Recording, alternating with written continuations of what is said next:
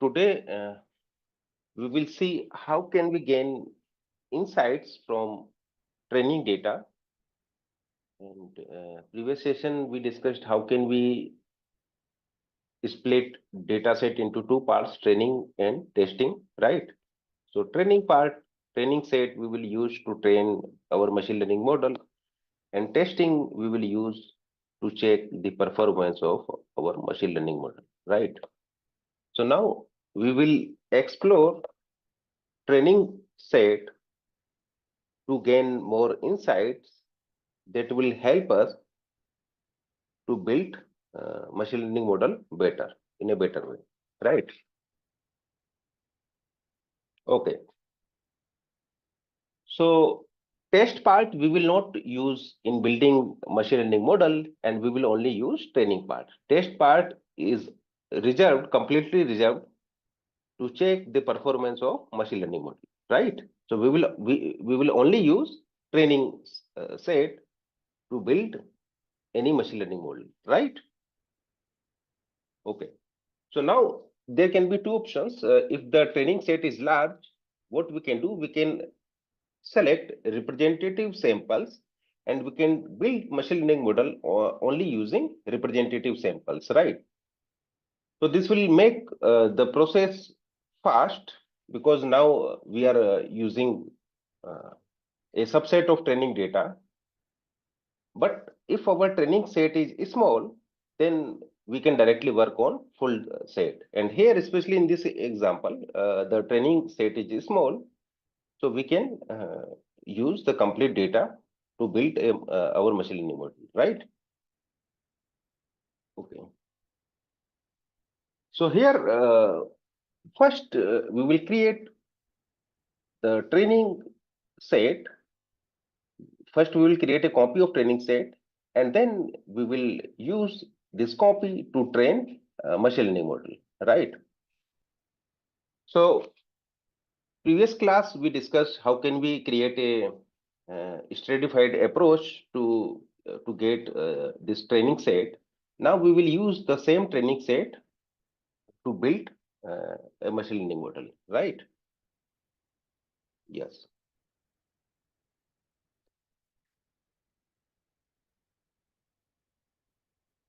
yes. So here, using this code, we can get stratified training set and stratified test set, right? Now we will use this stratified training set to get more insight about data that will help us in building machine learning model, right? Yes,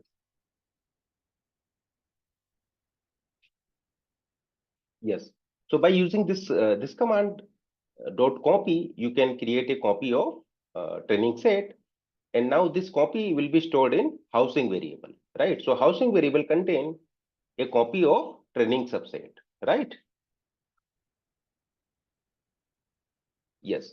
Now, if you want to plot the training set, so yes, so the complete data contains approximately 20,000 data points, and we have divided data total number of points into set training and testing, where training part contain roughly 80% of data and testing part contain 20% of data, right?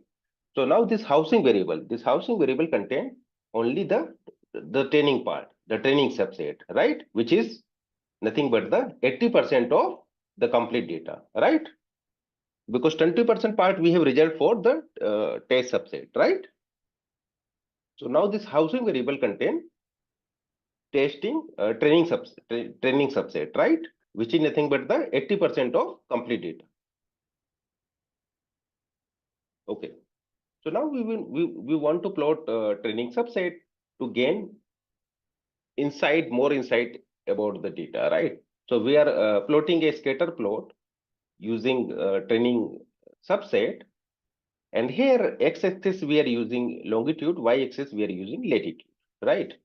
So using this plot command, we can plot scatter plot. So here we have to mention kind is equal to scatter if if, if we want to plot a scatter plot, right?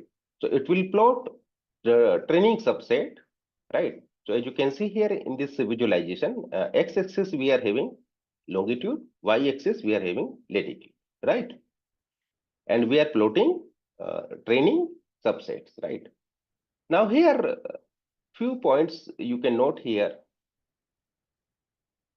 Here we cannot differentiate between high density circle or high density district versus low density district, right? Because we have plotted all circle, all regions, or you can say all district using same color, right? Or in other words, um, we are not using any kind of color based differentiation mechanism or shading based differentiation mechanism to differentiate uh, whether a given circle is having more density, more population as compared to other circle or other district, right? Okay. Now, if you want to implement this part also, so we can also implement using alpha parameter, right? So here you have to use alpha is equal to 0.1, and it will create shades in this visualization, right? So here we are not using alpha, but let's say if you use alpha, now you will get plot visualization that looks like something like this, right? Now you can easily see we are differentiating uh, between two circles based on density, based on populations, right? So as you can see here, these circles or these regions having more density, more populations as compared to these regions, right? Okay. So now can you use this visualization to get some more insights?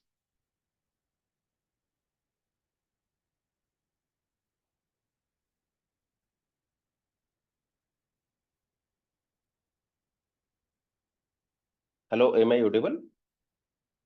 Yes, yes, yes. Yes, yes. So now can So, you, yes, can you please tell me some more insights that you can draw using this visualization? I mean, there are obviously certain areas which are high density that we can see, right? Like San Francisco or the San Diego, Los Angeles, which are Yes, yes, mentioned here. yes, yes, you are correct. Yes, so in fact, this visualization is also not very good because here we are only using shaded, but we are not using uh, size of circle or you can say size of region to show that circle or that region having more populations, right? So even we can further improve this visualization by using color options and by using radius, right? Radius of each circle. So here, if you use option S, using this option S, you can use bigger circle uh, to show that the population is more, and a smaller circle now you can use to show to represent that the population is less, right? So now you can also include radius in this visualization to show to differentiate between two regions or between two circles, right? So, Okay. Dr. Praveen, Yes, the yes, circle size represents the density of the yes, area, yes, yes. and Density but population. density Yes. of population, but then we are not capturing the price value over here, right? The house value. Mhm. We are not doing that in this visualization. Mhm. No, no, no. House value. House value for the house value we are using option C. Color No, represent but the price, house price, right? no, so in the map in the graph that you showed, so there everything is blue color only. No. So here we will use price into consideration, right? Because here, if you use this type of color option, see jet color option. In jet color option, blue color means low value, low price, and red color means high price, right? Okay. Okay. So now we will see a different graph. Yes. Okay.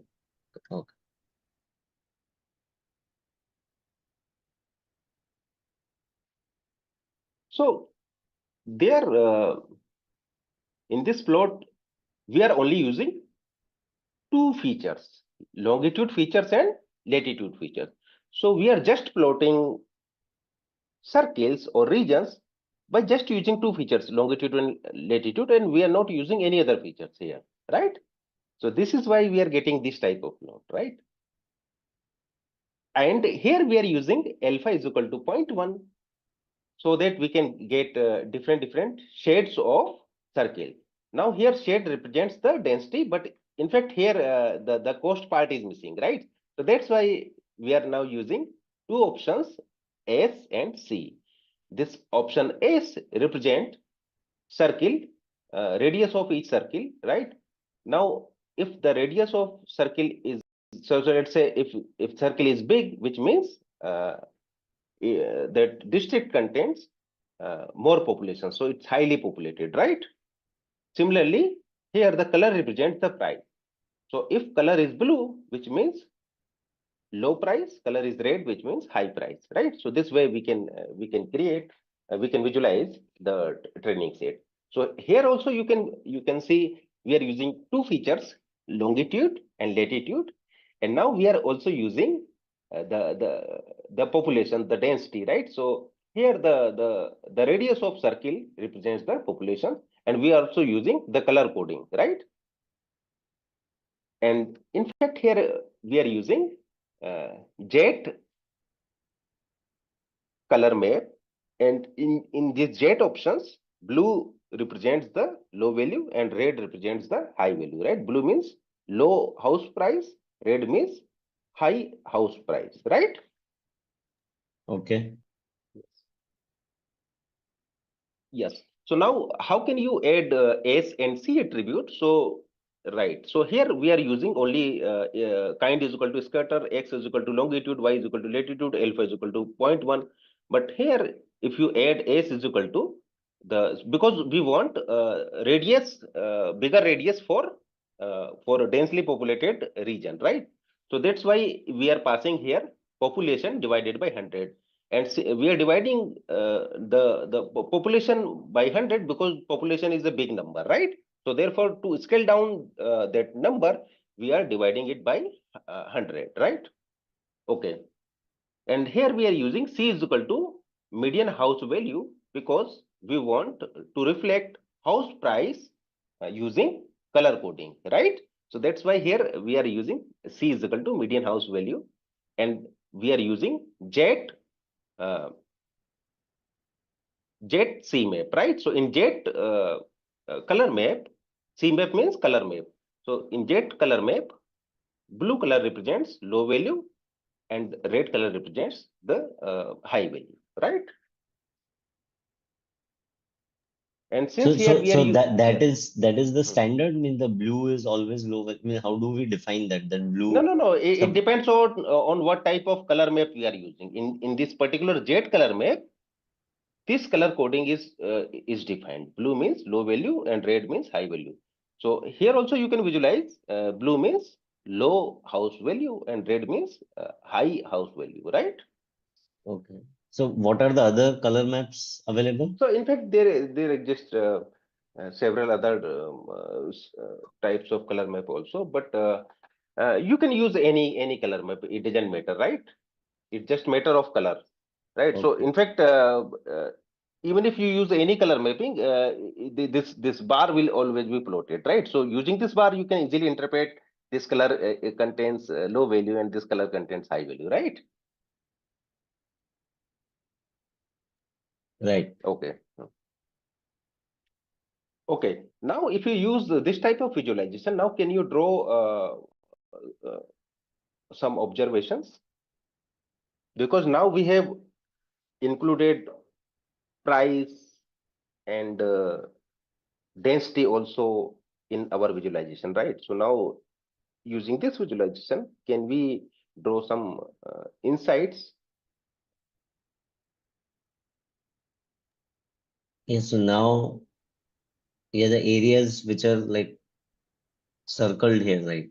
That Mhm. those are high density and Mhm. high price areas as well, right?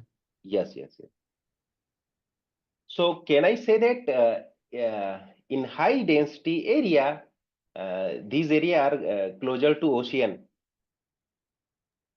Right, right. Okay. So, But then but not all areas, I mean, which are high density only, which are closer to ocean, they are high price. But because there are several other areas on the beach or on the seaside which are not high price. yes, yes, exactly, exactly. If you consider these circles, they violate this property, right? So we cannot draw this conclusion. So it is not globally true. This fact is partially true, right? So house prices are high in high density area, and sometimes if that circle or district is closer to the ocean. But this closer to ocean is not always true. So it is true here for this for these circles, for these regions, for these districts, it is true, but it is not true for these districts, right? Okay. So prices are high in high density area and area closer to ocean regions, right? Okay. But closer to ocean, this property is violated by if you see these circles, these districts, it is violating closer to ocean conditions, right? Because these circles are closer to ocean, but if you see the color coding is blue, right? So the price house price is not high, right? Okay. So here we can draw some observations using by visualizing data. In Northern California, the house price in coastal districts are not too high. So it is not the simple rule. So directly we cannot conclude that if the circle is closer to ocean, the prices are high, right? So we cannot conclude directly because sometime it is true, sometime it is not, right? Okay. So now we will use correlation to get some more insights if we are looking the training sets, right? So now we will use correlations, right? So here what we are using visualization, right? We are visualizing training set to get insights, right? Now we are using correlations. So correlation is nothing but the extent to which one or more variable fluctuate together, right? So for example, let's take example of two variables. So let's say if two variable x and y are positively correlated, which means if you increase first variable, the second variable will also increase. Or in other word, if you decrease the first variable, the other variable will also decrease, right? So that type of correlation is called the positive correlation, right? Now the correlation can be the perfect positive correlation, positive correlation, and low positive correlation, right? So here, if you see, let's say, assume we are having one variable, x-axis we are having one variable and y-axis we are having another variable, right? So as you can see here, if you increase variable that we have x-axis over x-axis, if you increase that variable, the value of other value will also increase, right? If you decrease one variable, the other variable, the value of other variable will also decrease, right? So this type of correlation is called the positive correlation, right? Okay. Now, as you can see here, in all data points, right? So in all data points, we are having positive correlations, right? So if one variable we are increasing, other variable, the value of other variable also increases, right? So this type of correlation is called the perfectly positive correlation, right? So that's why here we are using correlation coefficient 1. So this value is called the correlation coefficient. So if correlation coefficient is 1, which means the two variables are perfectly correlated, right? Now, here, as you can see, the correlation coefficient is not 1, but 0.9, which means some points will violate this property, right? So for some points, it may possible that if you increase the value of one variable, the other variable may not increase, right? But it will violate for only some points, right? Because still we are having a high correlation value, 0.9, right? But in case of 0.5, the violation will increase, right?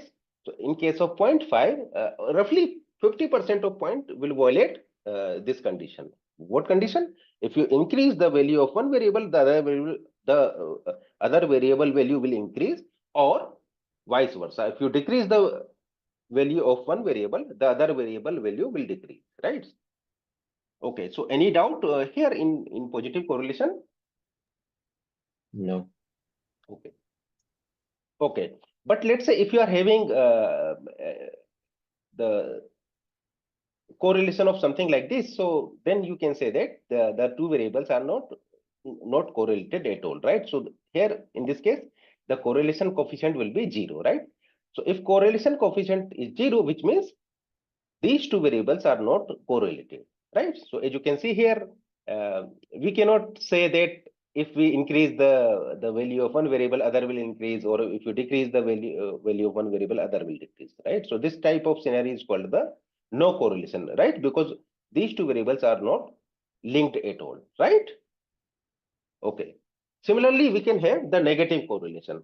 So in case of negative correlation, uh, if you increase the value of one variable, the other variable value will decrease, right? So as you can see here, if you increase horizontal variable value, the vertical variable value will decrease, right? Or if you decrease one variable value, the other variable value will increase, right? So this type of correlation is called the negative correlation, where whenever we are increasing one variable value, other variable value will decrease, right? Or if you decrease variable one variable value, the other variable value will increase. So this type of correlation is called the negative correlation. Again, we can have three type of cases: perfectly negative correlation, highly negative correlation, and low negative correlation. So in case of perfectly negative correlation, all data points will satisfy this property, right? In case of high negative correlation, most of the data points will satisfy this property.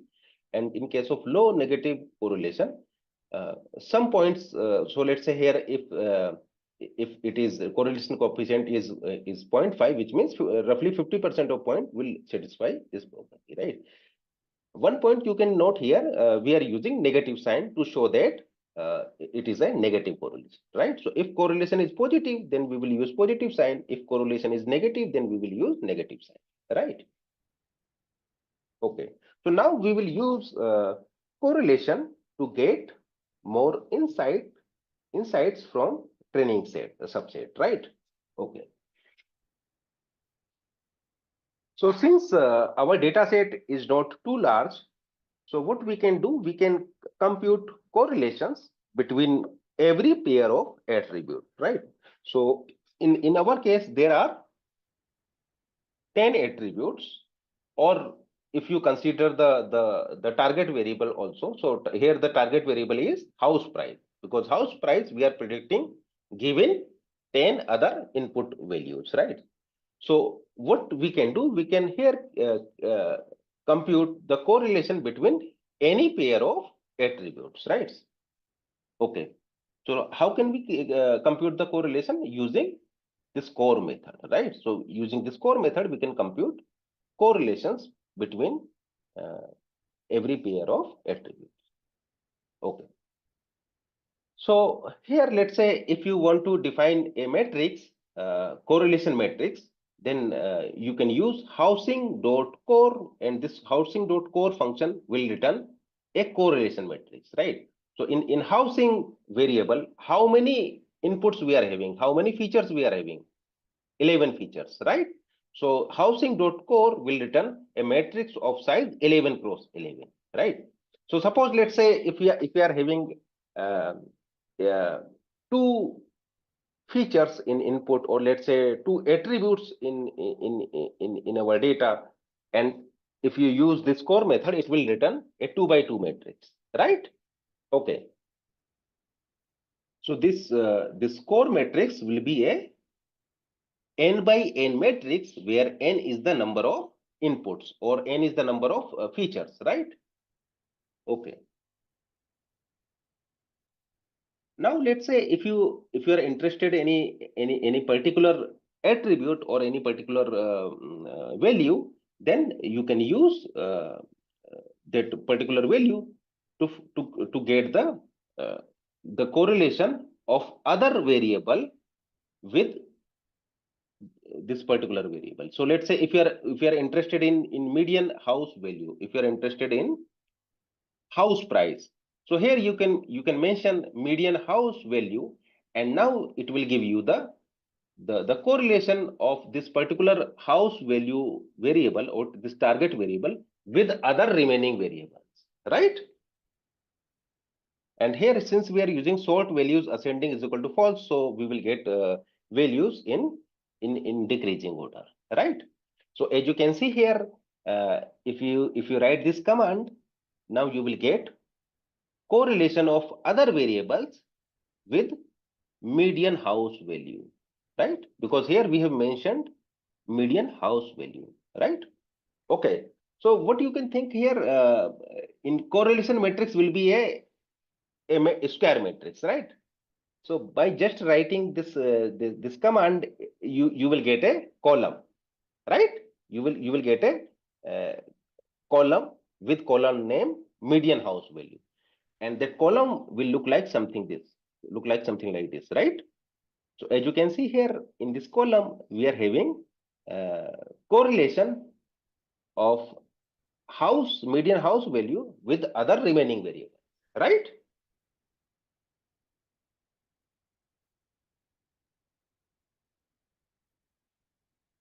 Yes. So here, let's say you are having three features. So this correlation matrix will be of size 3 by 3, right? A1, A2, A3, where A1 is nothing but the first attribute, second attribute, third attribute, right? A1, A2, A3. So you will get a matrix of size 3 by 3 if there are three attributes, right? A1, A2, A3. Okay. So this value will give you the correlation between A1 attribute. This value will give you the correlation between A1, A2. This value will give you the correlation between A1, A3. Now this value can be positive, can be negative, can be zero, right? So if it is positive, which means A1, A3 are positive correlated. If this value is negative, which means A1, A3 are negative correlated, right? If this value is 0, which means A1, A3 are not at all correlated, right? So in our case, we have, I guess, more than 7, 8 variables, right? In the No, housing, I think we are having 11 variables. So 11, yeah. therefore, we will get a 11 matrix by of size 11. 11 by 11. Or Okay. and let's say if here you are mentioning A1, it will return you this column, right? So now, as you can see, this column will give you the correlation of A1 with A1, correlation of A1 with A2, correlation of A1 with A3, right? And here in this particular example, what is A1? A1 is nothing but the median house value, right? Okay. So this is why here we are getting this column. And in fact, you can here count 1, 2, 3, 4, 5, 6, 7, 8, 9. Okay, so I think we are having only 9 variable total. So therefore, we are getting a matrix of size 9 cross 9, right?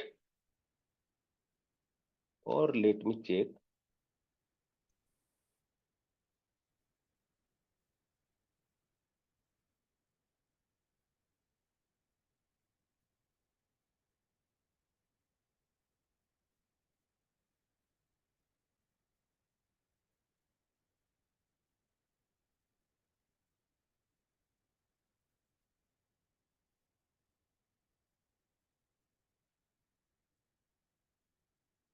Yes, yes. So we are having only nine feature values, right?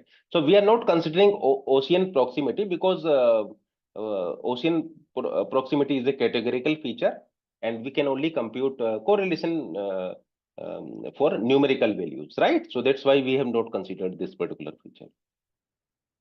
But yes, we can convert categorical feature into numerical feature, and that we will discuss later, right, into this Yeah. session. Yeah, if we make it 0 or 1, then Hmm. we can calculate, right? Yes, yes.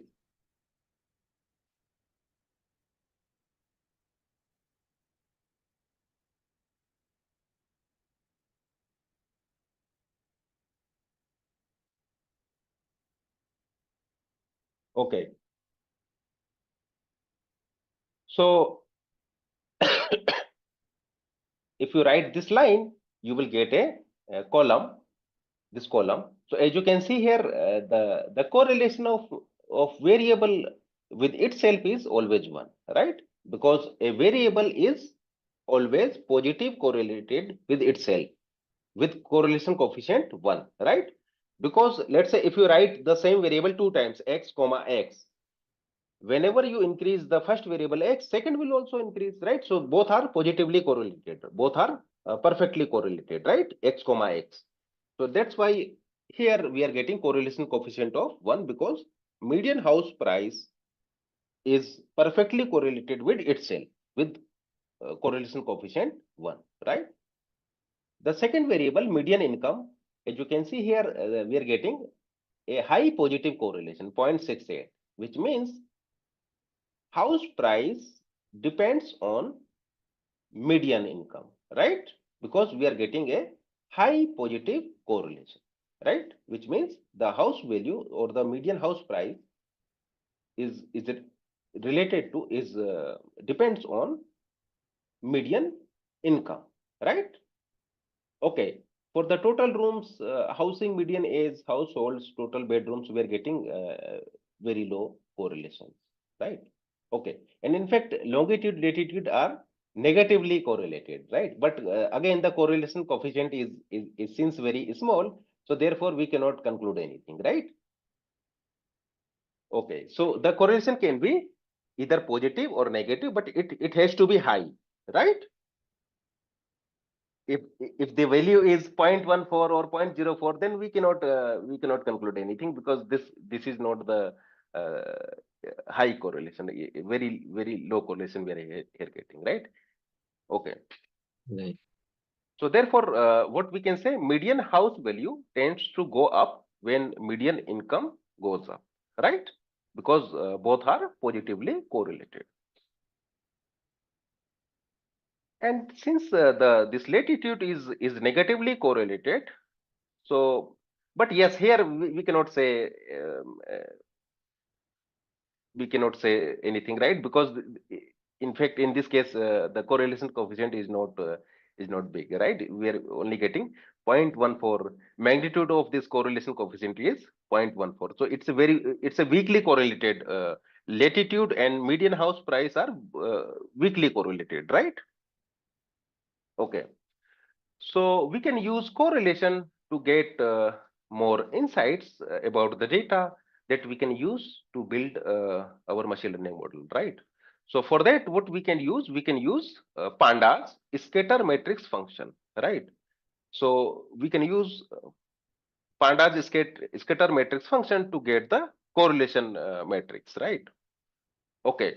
So as I said, we can only get correlations for numerical attributes. So therefore, we are not considering ocean proximity attribute, right?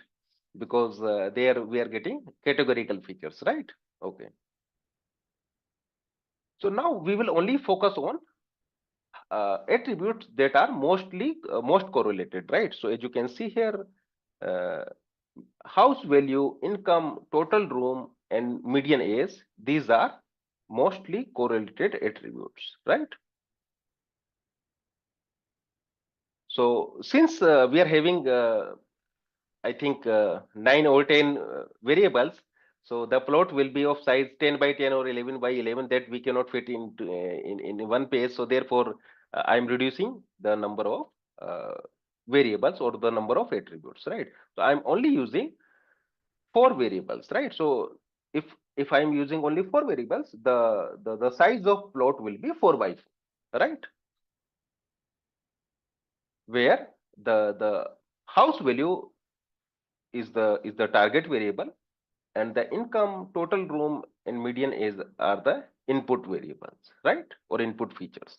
So the other three variables Hmm. that we chose means the Hmm. median income was obviously very high correlation, but total Yes. rooms and house median age, there was not much very high correlation, right? Yes, yes. But now I will show it visually, right?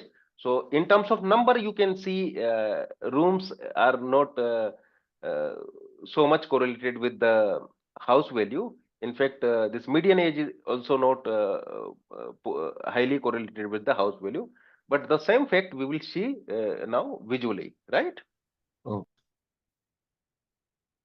Okay. So for that, what we can use, we can import scatter matrix from pandas.tools.plotting. And then since we are not using all attributes, we are only using 4 attributes. So therefore, here we can mention that we only want median house price, income, total rooms, housing, median age.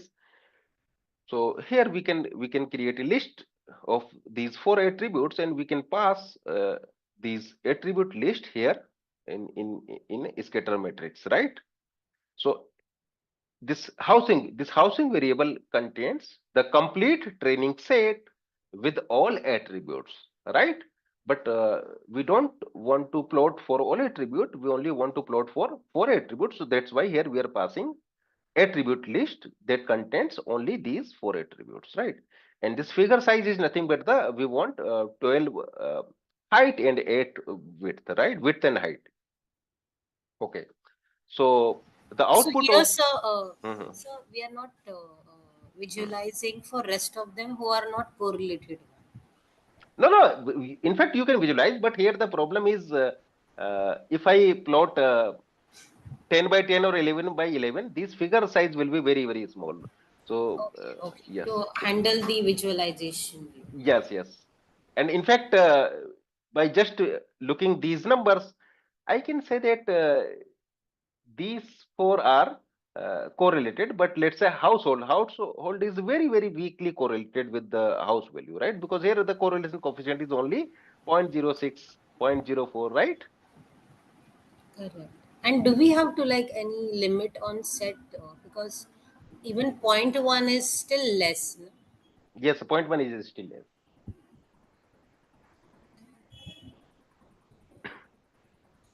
Yes. So here we will get a matrix of size 4 by 4 because we are only using 4 attributes, right? So we will get plot of size 4 by 4. So here the first attribute is house value, median income, total room, median age. And from this side also, this particular column corresponds to house value. Here the second row is median income. So therefore the second column here is median income, total room, third column is total room, fourth row is median age. So therefore fourth column is median age. So as you can see here, if you are plotting correlation of any variable with itself, so you will always get 1. So we will not see these diagonal values because we will always get perfectly correlation, right? One correlation coefficient, we will always get one correlation coefficient, right? Okay.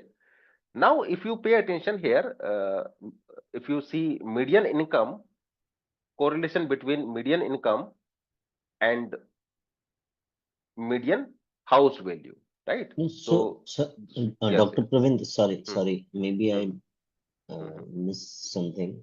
So hmm. these 16 graphs, I mean, these will be when we use this scatter matrix function, then we will get these 16 graphs separately, or in just one graph we will see these 16 points.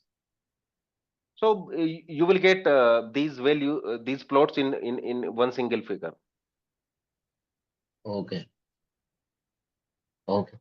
Yes, Because we are populating 4 by 4, no? But if we yes, yes. populated 1 by 1, then the visualization will be only 4 graphs Yes, instead. yes. So that part I will discuss later. So in fact, you can also plot one by one, right? Yes. Yes. So here, what you can notice here, income is positively correlated with house price, right? So this plot is showing correlation between the income and house value, right? So either you can use this figure or you can use this figure. Both are positively correlated. The only difference is here, um, on the x-axis we are using um, house value, y-axis we are using income, but here x-axis we are using income and y-axis we are using house value, right? So only we are just swapping the variable, right? So here x variable becomes the y variable and y variable becomes the x variable. So that's why here you can see the directions, right? So these two variables are positive correlated and here these two are positive correlated, right? So only we are swapping x and y, but both are same. So in fact, as you can see here, there exists symmetry, right? So let's say here, if the correlation coefficient is let's say 0.6, so this side also you will get 0.6 correlation coefficient. So this matrix is symmetric matrix, right? Okay. So why are we getting those histograms? Means when the uh, that I didn't understand. I understood the positive negative part, but these histogram, these 10 straight bars, Mhm. how are Because we getting them? we are now using scatter matrix. So scatter matrix will plot these values, right? These points it will plot, and No, no, here. no, no, no. I understood that, Dr. Pro. I'm asking. My question is, what does the histogram or the straight bars that we are getting indicate? See uh, this. this plot. Yes, yes. So since it is a perfectly correlated, so that's why we are getting this type of distributions, right? Because here, uh, because you can think x-axis we are having variable x and y-axis Mm, also we are having variable x, right? So mm, both are perfectly correlated. mm. Okay.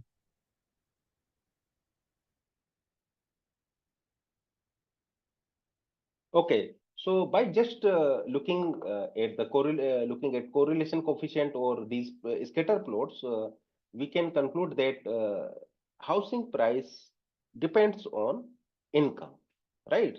So median income is the most promising attribute that we can uh, consider in building any machine learning model to predict the house price, right?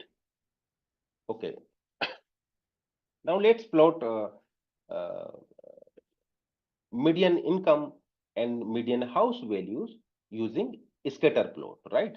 So here I'm using plot.axis to show that x-axis I want values from 0 to 16 and y-axis I want values from 0 to 550000, right? Because y-axis I'm plotting house values, so house values may lies in this particular range and the income, median income lies in 0 to 16 range, right? Okay, so as you can see here, x-axis we are plotting, we are using median income, y-axis we are using house value. So these are the range 0 to 16 and this y range. So that we have mentioned here, right? Okay. And since we have used alpha is equal to 0.1, so therefore it will create different shades also, right? So as you can see here, all these points are positively correlated, right? But some points are not correlated. So for example, if you see this line is not correlated, right? Because here we are increasing one variable values, but other variable values not increase, right? Similarly, for these points, if we increase the median income value, the house value is not increasing, right? Okay. So what we can conclude here, for these points, if we increase median income, the house value will also increase. And also, I want to 1 minute. Yes. So here the correlation coefficient is not exactly 1, right? If you see the correlation coefficient is 0.68, which means some points are will follow this property, right? If we increase income value, the house value will increase. If we decrease income variable value, the house value will decrease.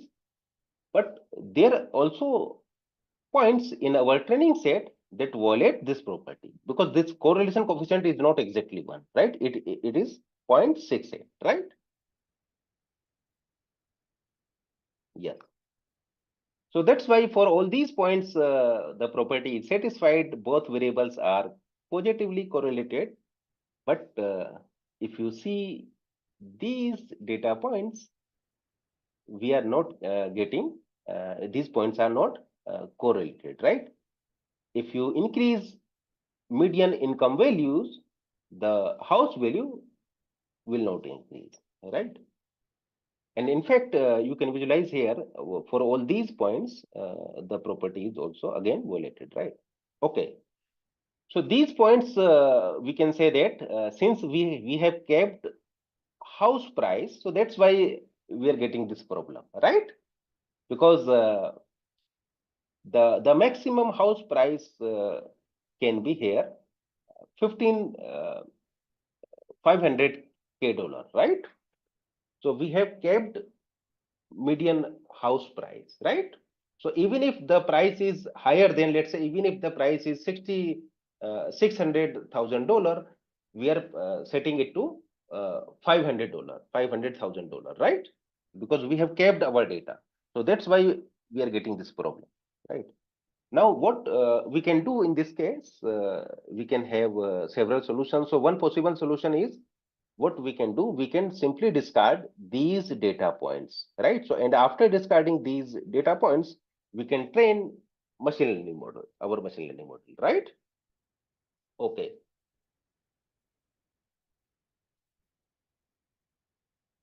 Yes. Yes. So we should remove corresponding districts or corresponding circle to prevent algorithm for learning to reproduce these data queries, right? Because if you use these data points, it will confuse the machine learning model, right? Because these data points are not satisfying the trend, right?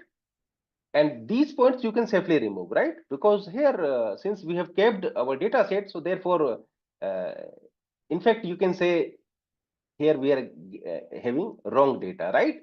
So it may possible that the house price is $600,000, but we are writing here $500,000, right? So in fact, the data can be wrong for all these points, right? Because we have kept our data. So it's better to remove all these data points, right? Okay. So till now, we have covered how can we explore training data, training set to get more and more insight. So for example, here we can say that the house price depends on the income, median income, right? Median, right. Yes. The second thing we can conclude here, we can safely remove these data points, right? Okay. So if you use these data points, it will confuse your model, right? Machine learning model will confuse, because for all these points we are having wrong data, right? Because we have kept our data. Okay, so these types of insights we can get when we visualize training sets, right? Okay, and some attributes may have tail heavy distributions. So there we can use sampling techniques to ensure that we are getting data from each and every case, right? So for example, yes, so I have discussed, yes, so for example, this type of distributions, right? So since here for this region, we are only having very few instances, so therefore we should choose sampling method in such a way we must get data points from these regions also, so that our model can see, can train the pattern that is present in this region also, right?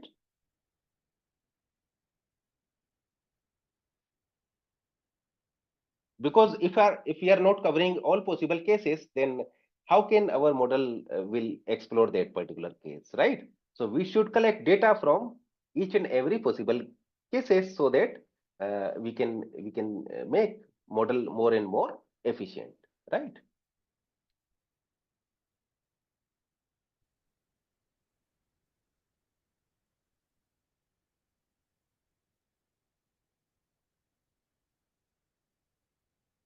Yes.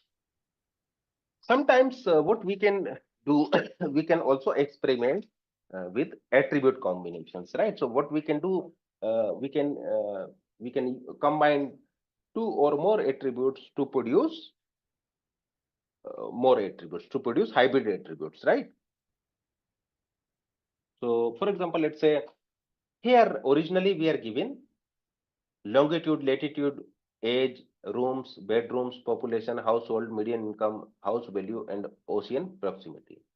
But we can also drive uh, some more attributes. So for example, number of rooms per household, number of rooms per household. This attribute we can easily drive by using two attributes, number of rooms and number of household within each region, within each circle, right? So let's say if you want to calculate this particular attribute, number of rooms per household, how can we calculate this particular attribute, number of rooms per household? By dividing total rooms by number of households, Yes, column so fourth and yes, column 7. yes, column fourth and column seventh, right? So total room we already have, and household we already have. And what will be the index? So here the index in programming start with zero, right? So zero index, one index, two index, third index. So third index and fourth, Six, fifth, and six. sixth index. Yeah. So fourth divided by six, you will get this particular attribute, number of rooms per household. Similarly, if you are interested in number of bedrooms per room, that you can drive using total bedroom divided by total rooms, right? So because we have total bedrooms, we have total rooms. Yes, so total bedrooms we are having, total rooms we are having. So we can calculate number of bedrooms per room, right? So for example, in a particular blob, in a particular region or district, there are total 880 total number of rooms, out of which only 129 are the bedrooms, right? So if you want to calculate number of bedrooms per room, you can use uh, total bedrooms divided by total rooms to get this ratio, right? Okay. There is a Yes. question: how Hmm. the total bedrooms are more than the households? Like 129, if you look at the first one, Hmm.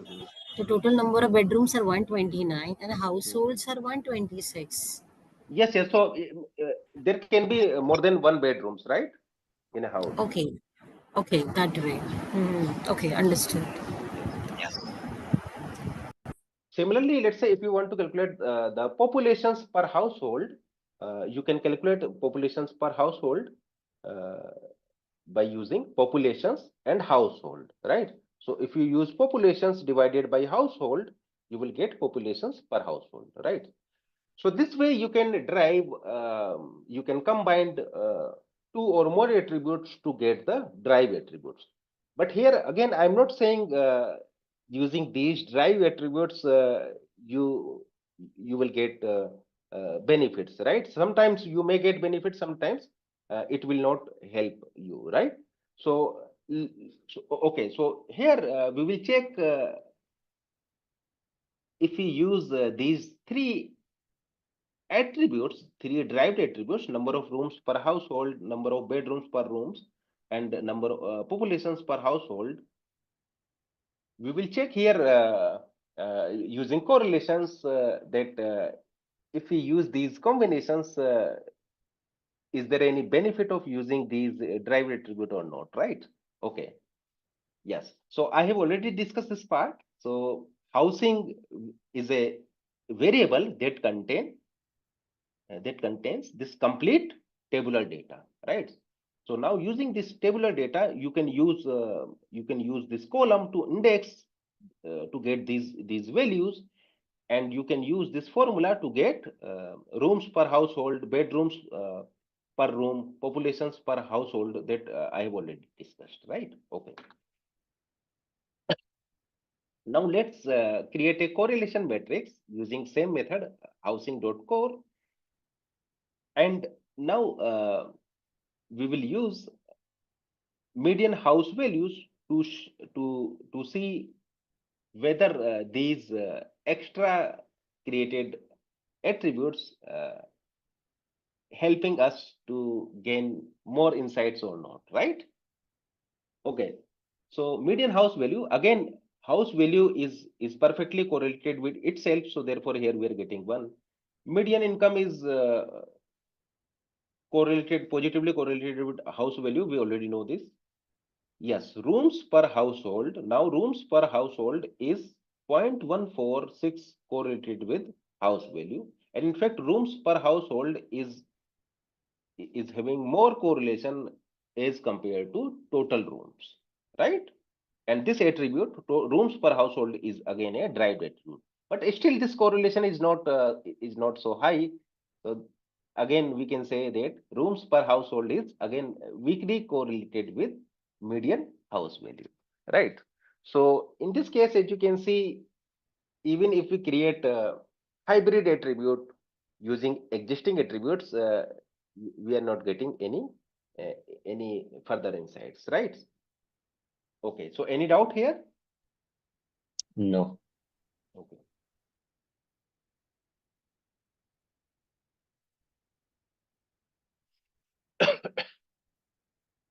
Yes.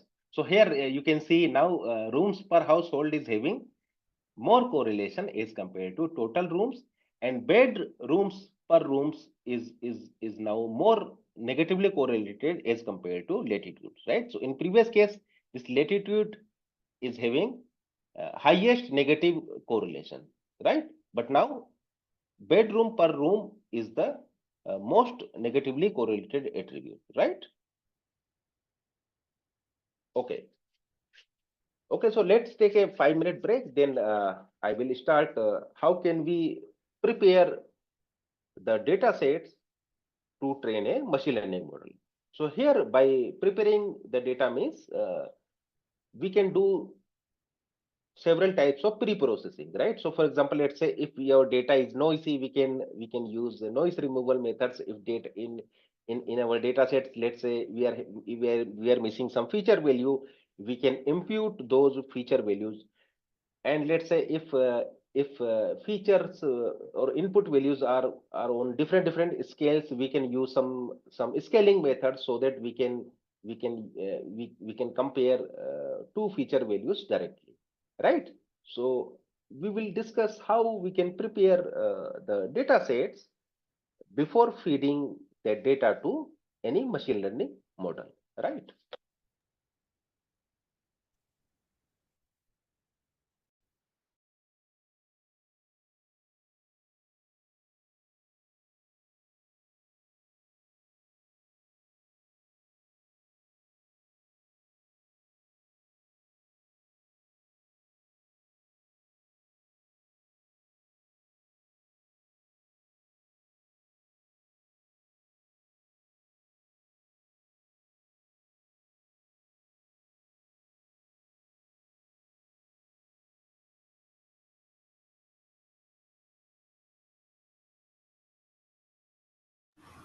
Are we on break?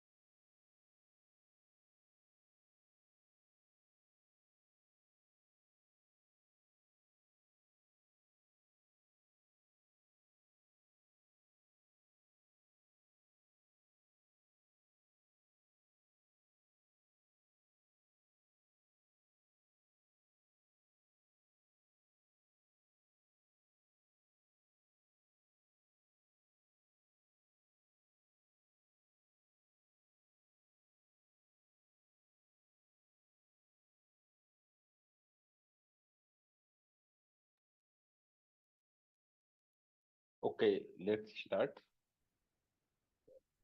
Am I audible? Yes. Okay. Okay. Okay. So now we will see how can we prepare training data set so that we can build a machine learning model. So here, by preparing the data, what I mean, we will use pre-processing, we will use some transformation so that the machine learning model can understand our data better, right? So remember, I gave you example in my first session where we were using images and we were converting images to some numerical representation, some vector, right? Because model can only understand numerical values, vectors, right? So that part comes under this fourth point where we are preparing our data so that the machine learning model can understand the data, right? Okay.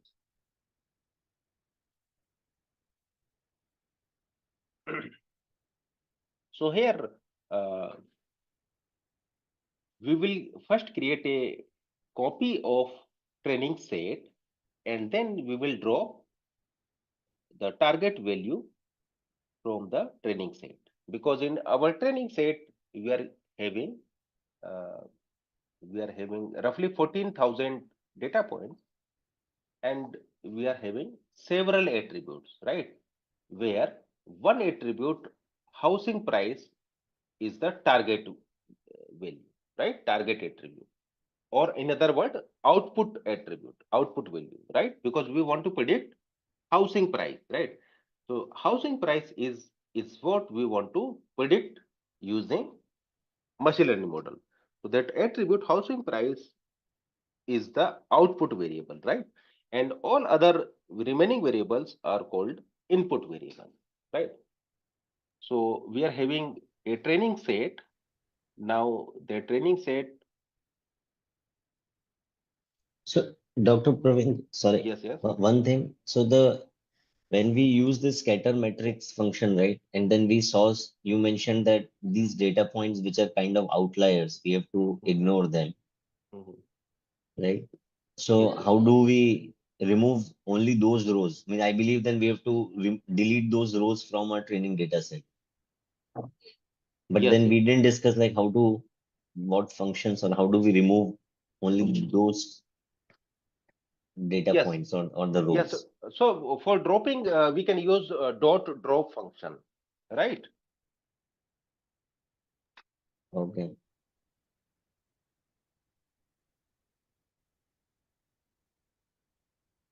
I think I have already discussed that function, dot drop function.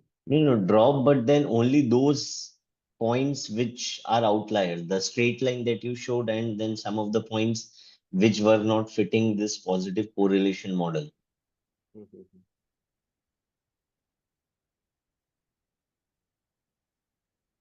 Yes. So what we can do, we can first get index of those data points, and then we can use dot drop function. And there in drop function we will use axis is equal to 0, right?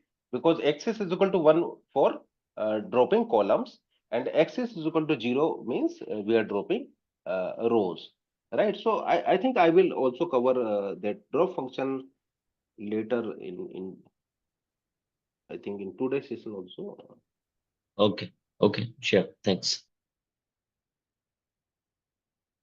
I think I have one slides where I'm using that function.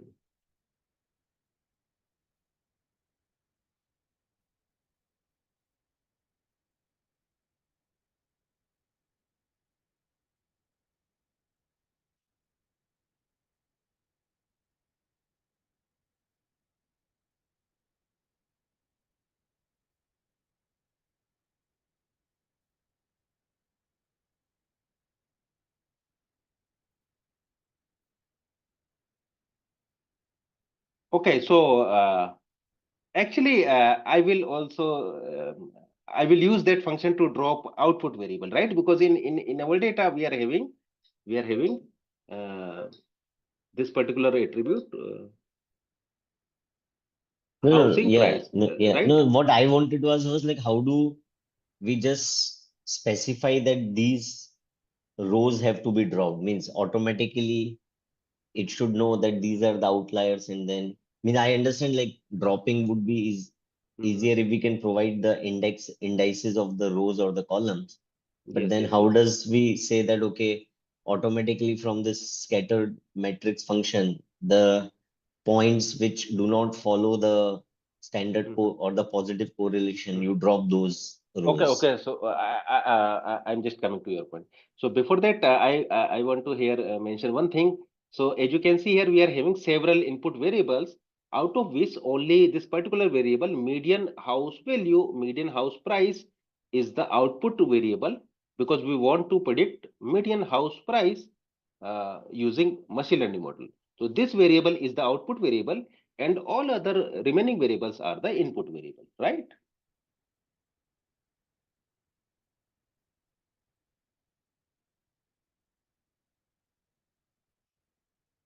Yes.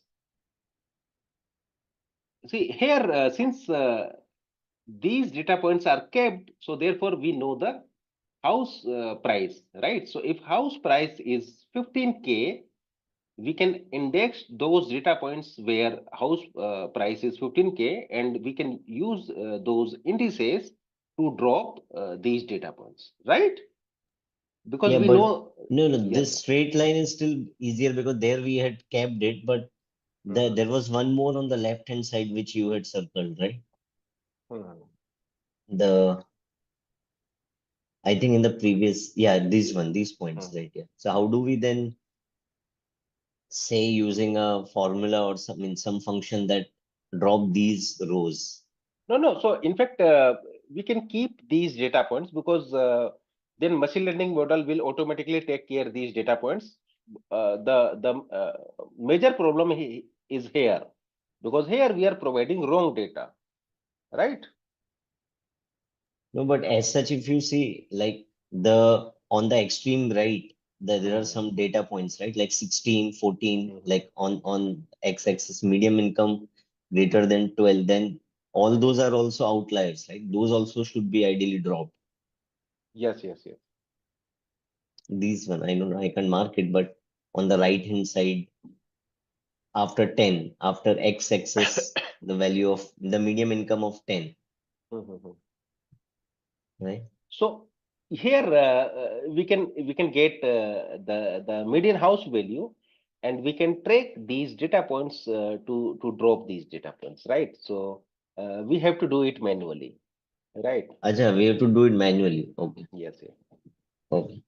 Or we can use the correlation. Let's say if correlation, but in fact we cannot use correlation, right? Because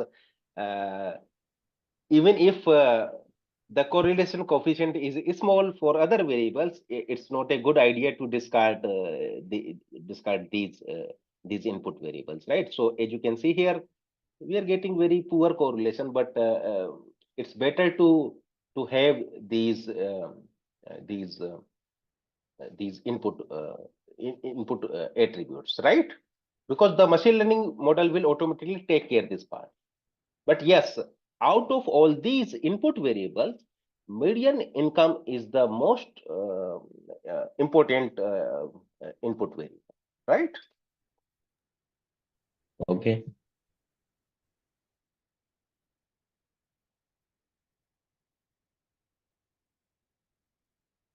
Yes. So suppose we are having five attribute A1, A2, A3, A4, A5, and assume this A3 is our output variable, right? So what we can do, we can drop this A3 variable, because A3 is our output variable, and we can create uh, yes. So here on y-axis, okay.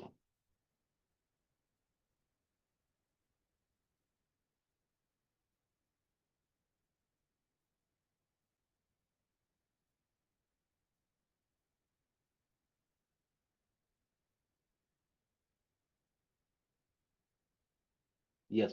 So yes. So this side we are having attributes, right? So column side we are having attributes, and row side we are having data. So this is nothing but the first data point, second data points, and so on, right? So suppose, let's say if we are having 100 data points, so then the size of this matrix will be 100 by 5, right? Because there are 5 columns and 100 rows. Now assume this attribute A3 is our output variable, and all other attributes A1, A2, A4, A5 are the input variables, right? So now in that case, you can construct this input matrix A1, A2, A4, A5, and there will be 100 rows, right? 1, 2, up to 100 data point, right? Now the size of this input matrix will be 100 cross 4. And in machine learning, we assume this input matrix size is a capital by capital X, right? So whenever I write capital X means input matrix, right? What I mean by input matrix? Input matrix means in that matrix we are having all input variable column side, and data points we are writing row wise, right? So this first row is nothing but the first data point, second row is second data points, and so on, right? Okay.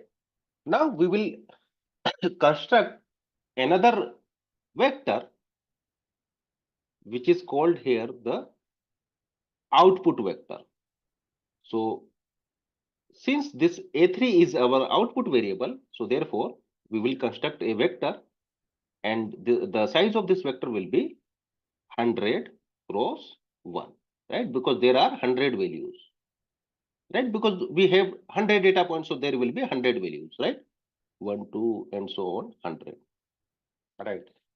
So this we will generally represent in machine learning by small y, right?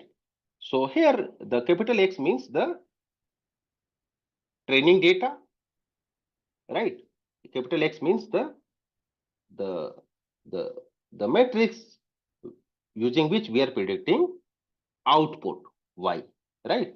And this small y is nothing but a vector of output labels, right? So in our example, the attribute A3 is the housing price, and all other remaining attributes we will write in matrix X, right? So this is why we are dropping target value from training set so that we can get matrix X, right? Because we have to drop this A3, column A3, right? Then only we can get this matrix X and vector Y, column vector Y, right? Now we will learn a machine learning model that will take this X as an input and will give us the prediction Y as an output, right?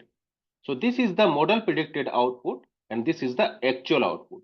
Now we can use any error. So for example, MAC error, mean absolute error, to check whether how good is our model, right? So for example, let's say if you are using MAC error, you will use y hat minus y square, right? Absolute error, mean absolute error, mean square error, or square error you can use, right?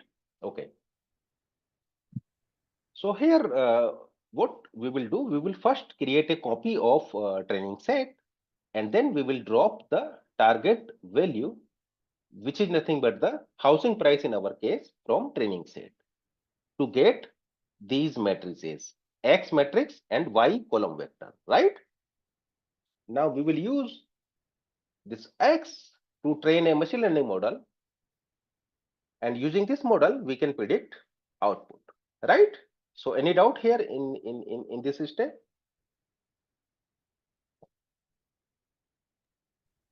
No. Okay. Yes. So since we want to drop median house value, and we want to drop column. So therefore here we will write x is equal to 1, and using this drop command dot drop, we can drop this particular column, right? So here the median column, median house value we want to drop. So therefore here we will mention median house value, and we want to drop column. So we will write x is equal to 1, right? Okay. After dropping this column, we are copying the remaining data into uh, variable housing, right? So this housing variable contains the data after dropping median house value, right? So now this housing variable uh, contain this matrix after dropping output variable, right? Okay. Now we also want this column vector, right? Y vector. So for that also we will use our training set, and here we will mention median housing value, and it will copy median housing value column to housing labels variable, right? So in this particular case, this housing labels is nothing but small y, and this housing is capital X, right? So this capital X is housing, and housing label is small y, right? Yes.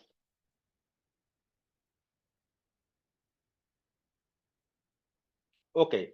So now we will do data cleaning. In data cleaning, what we will do, we will check, is there any missing feature? If there are some missing feature, what we can do, we can have several options. Either we can drop that particular data point, or we can impute that missing features, right? So this process is called the data cleaning process, right? Okay. So ML algorithm cannot work with missing features, right? So if you are passing inputs where some values are missing, then you end up getting exceptions, error, right?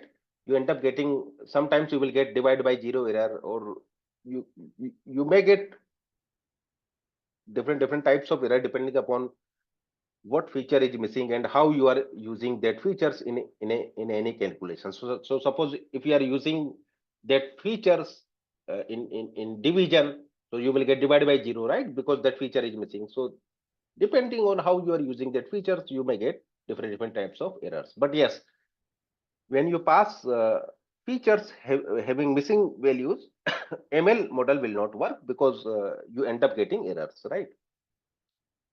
So we have to take care of missing features.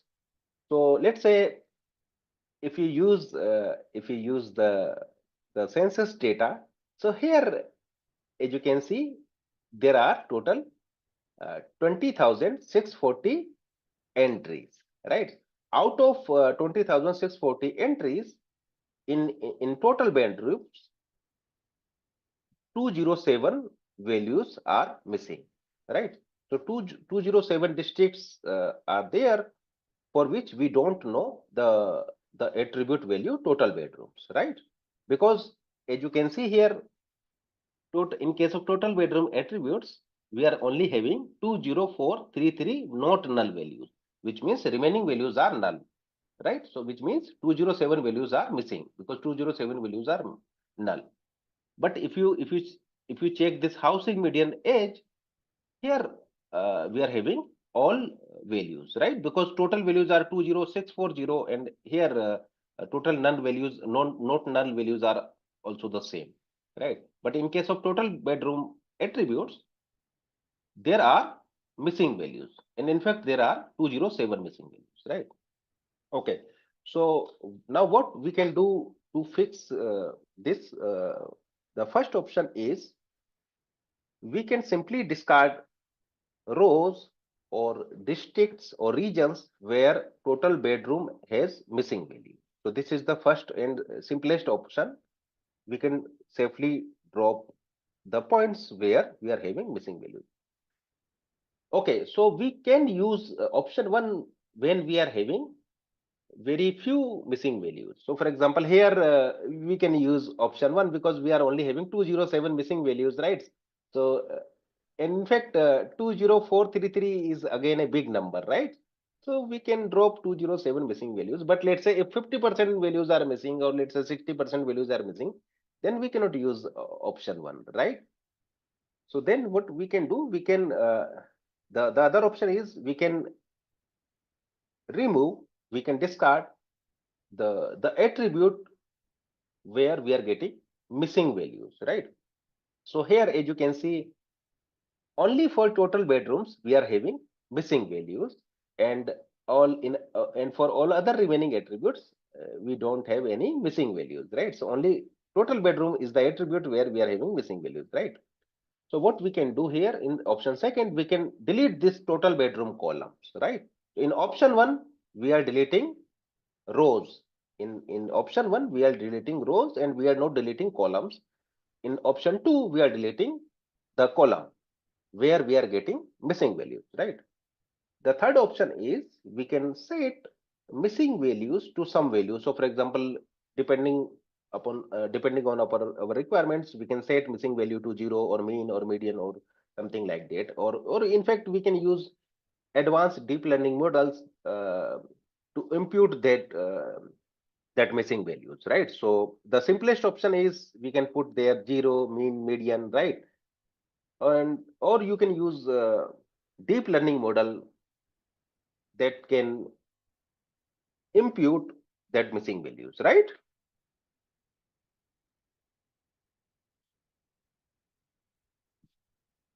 Okay, so now we will see these options one by one. Okay, so here I'm using Pandas data frame, and Pandas data frames provide these three methods: drop NA, drop, and fill NA to deal with missing values, right? Okay, so this drop NA is for option 1. If we want to delete rows, then we will use drop NA. If you want to delete column, then we will use drop. If we want to use option 3, we want to set values where we are having missing values, set some value where we are having some missing values, we will use fill NA method, right? Okay. So in Okay. the fill NA method, we don't have to provide the values, or it will randomly put some values. No. We have to provide, right? So let's say we can fill any constant value, we can fill a median value, we can fill a mean value. So we have to mention, right? So it's not like that it will automatically do, right? So we have to mention there what exactly we want to fill in that position, right?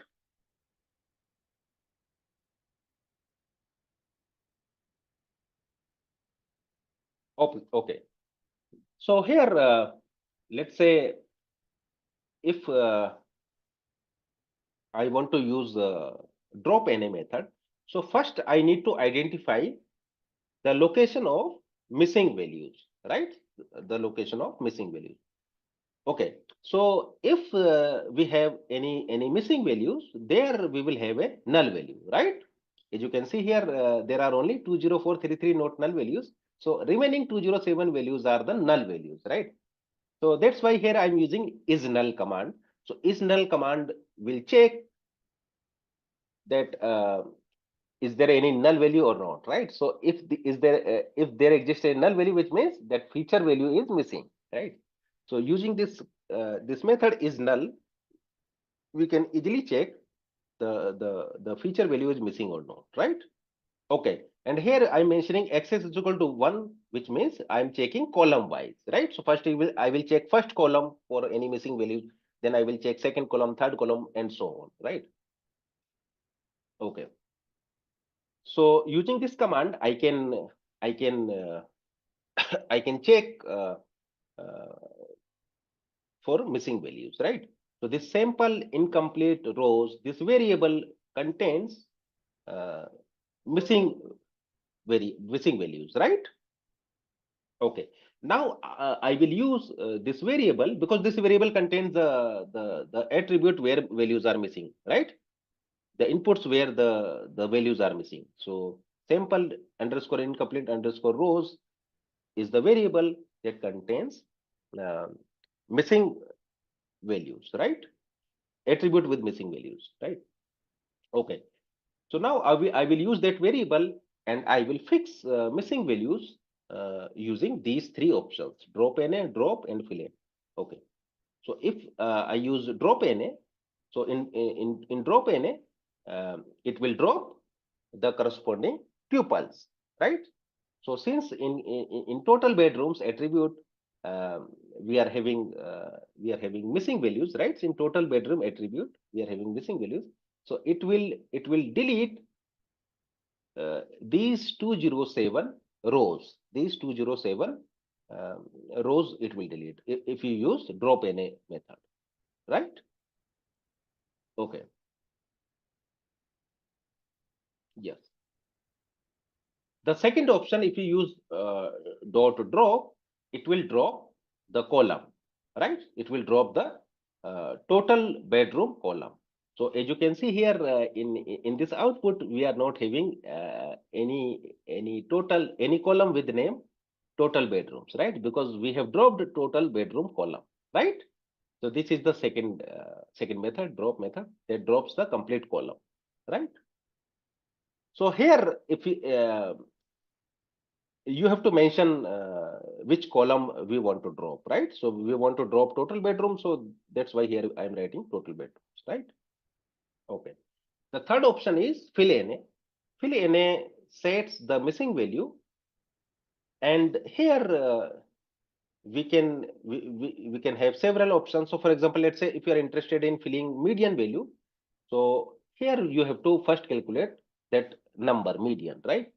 So you will use housing variable, and if you want to calculate median value for total bedroom column, because we are having missing values in total bedroom column, right? So and we want to fill median value there, right? So for that we first need to calculate the median value for total bedroom column, right? So that's why here I am filtering out total bedroom column, right? Because housing is a complete variable that is a variable that contains complete table out, and using this total bedroom attribute I am filtering that particular column, and dot median will give me the median value, right? Suppose here if I want to use mean, here I will use dot mean, right? And assume if you want to use some constant value, you can simply write here that constant value. Let's say if you want to fill 100 value, so you will write here 100, 200, right? So whatever number you want, you can write here. Okay. Then you will use dot fill in a method, and you will write here that number, right? Median. So here you can, in fact, if you want to fill a constant value, you can write here that constant value. So you can write here 100, it will fill 100 value. If you write here 200, it will fill 200 value, right? Okay. So any doubt in fill in a method? If we were to let's say drop certain rows versus fill them up with median, Mhm. how is that going to impact the model? Sorry, can you repeat your question? I mean, we have two choices, right? Let's say we were to drop those rows altogether, or we substitute those values with median or mean. Mhm. So, in your experience, how does it impact the model? How do we make those decisions? Okay. So it depends on what type of problem we are solving and what type of data we are dealing. So let's say if we are have plenty amount of data, so in that case, even if we drop a few data points, it will not affect the model performance. But let's say if we are having very limited data, and if we drop some of it, then definitely it will affect the model performance, right? So if data set size is huge, then yes, we can drop it, right? But let's say if we are having a limited data, then yes, we cannot delete it, right? So then So we primarily we will, look at the data set size and then decide, right? Or is there any other consideration as well? yeah, other consideration also we can so let's say it depends on how important that attribute is, right? So for example, let's say if we are having missing values in let's say here we are predicting house price, right? And we are having missing values in income. So income column we cannot draw. We cannot use second options, because in second option we are dropping the complete column, right? So the income column is very important to us. So therefore, the income column we cannot drop even if we are having missing values, right? But let's say if that particular attribute where we are having missing values is not so important, right? Then we can also drop that attribute, right?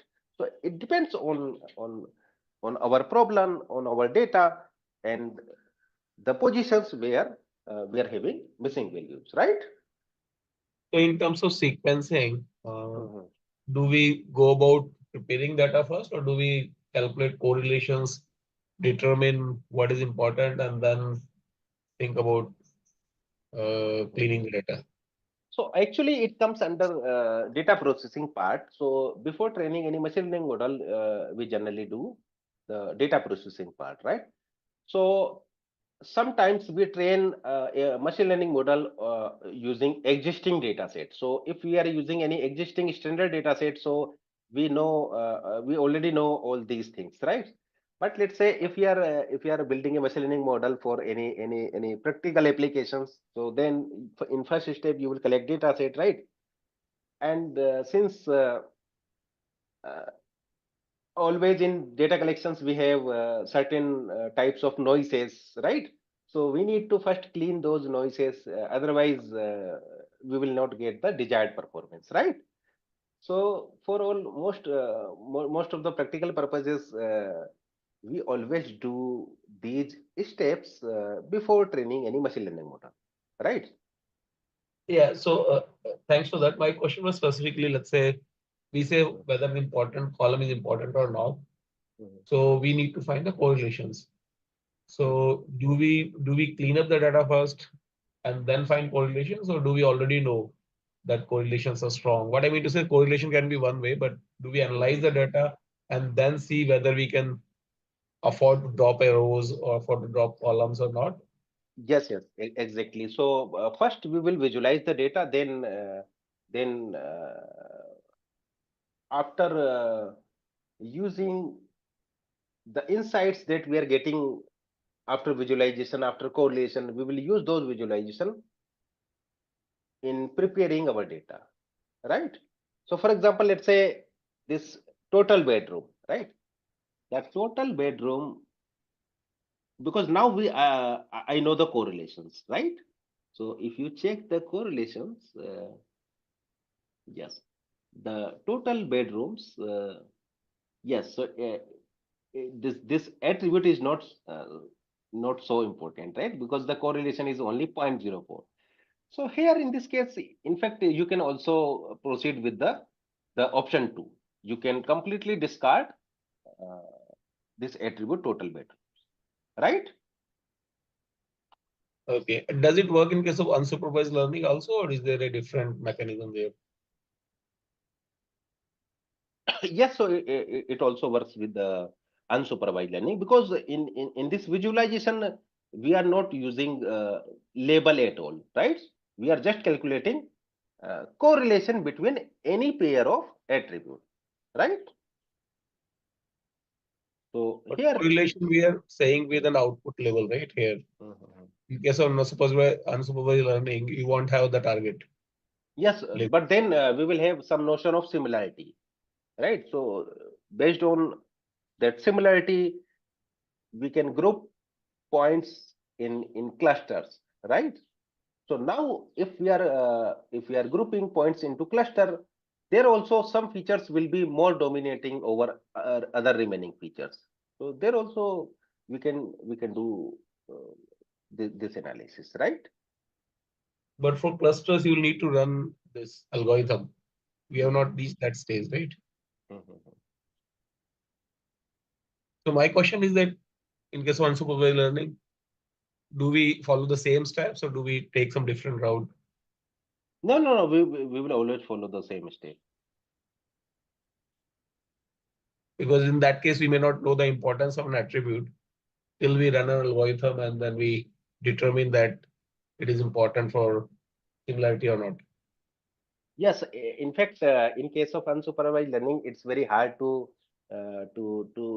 check the performance of any machine learning model. So there, sometimes what we can do, we can use the output of unsupervised uh, algorithm as a input for another task, so that we can access, we can measure how good is our how well is our model is doing, right?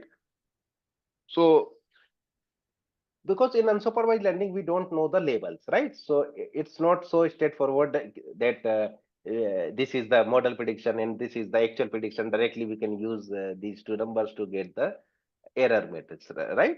So there we cannot use these methods, but yes, in case of unsupervised also there exist several methods to check the performance of unsupervised learning model. So let's say if that particular variable or any particular variable is helping in clustering data points in a group, so there what we can say that the output or the performance of that unsupervised learning model depends on that particular attribute, right? So by checking the performance of that particular that unsupervised learning model, we can say that that feature is important or not, right? So suppose let's say if you are dropping, if you have dropped that particular feature, and after dropping also you are getting the same performance, which means that feature is not important, right? So it's an iterative thing. First you build a model, then do some more analysis and then decide whether some columns can be dropped there. Or... No, actually, in deep learning model will do it automatically. So in fact, it's not a one type of thing. There exist several methods. So for example, if you are doing this process using regularization, so regularization will do it automatically. So suppose you are using L1 regularization or L2 regularization. So there, in case of L1 regularization, the feature selection part is automatic, right? It will automatically filter out least important features, right? Because it will penalize model weights in such a way, least important features will always get multiplied with zero values, right? It depends on several other factors, right? Okay. Are you going to cover deep learning later in this course? Yeah. So, but deep learning, I will not cover. So, but yes, in deep learning portion will be covered here, right? Okay. Thank you.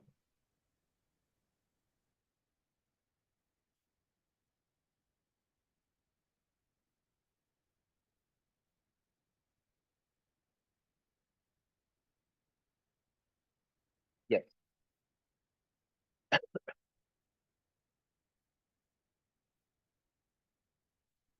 Yes. So this third option, drop NA, drops the missing values. So as you can see here, we have dropped this particular columns total bedrooms, right?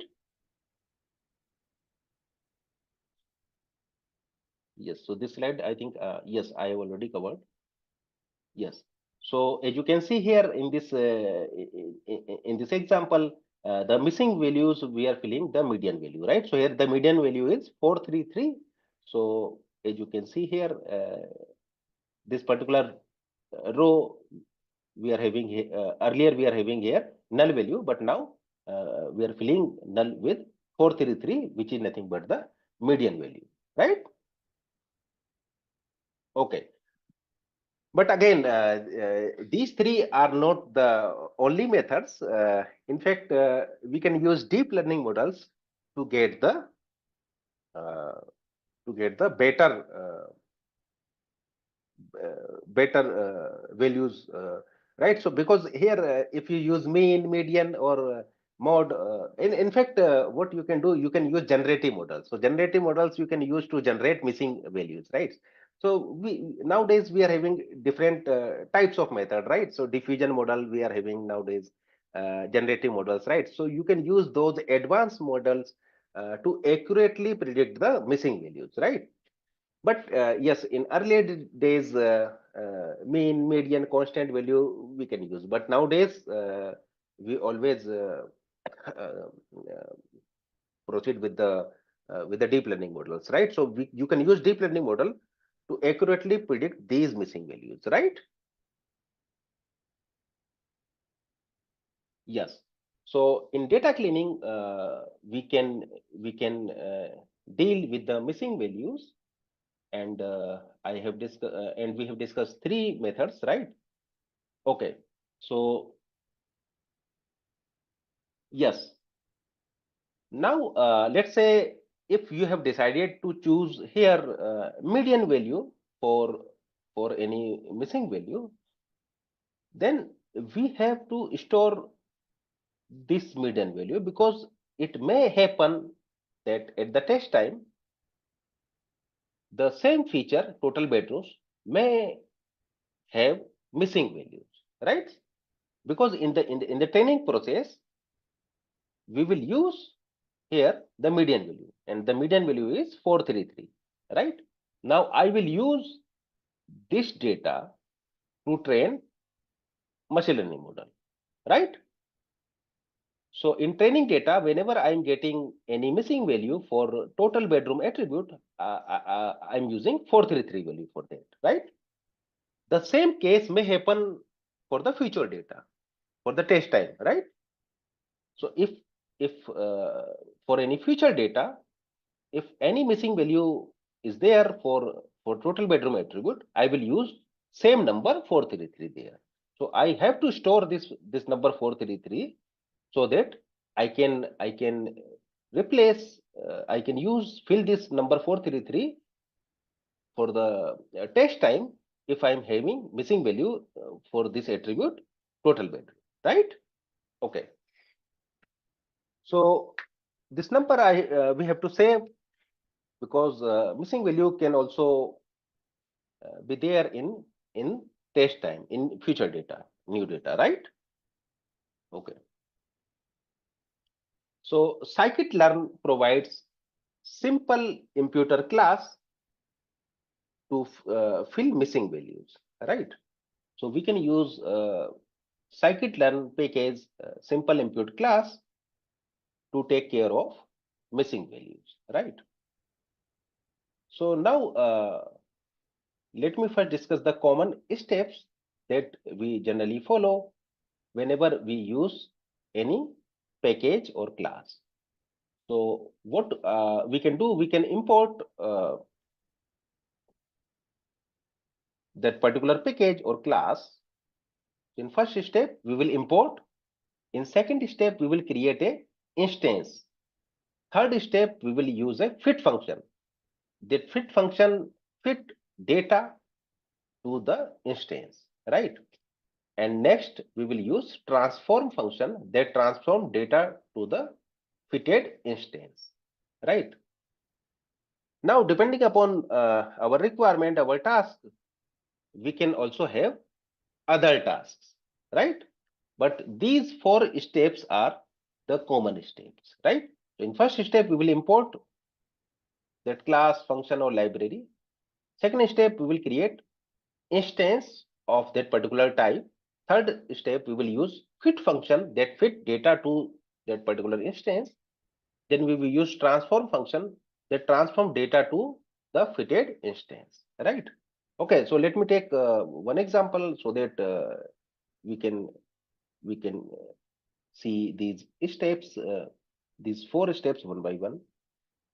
Okay, so suppose you want to do data cleaning, and here we are using simple imputer class of scikit-learn package, right?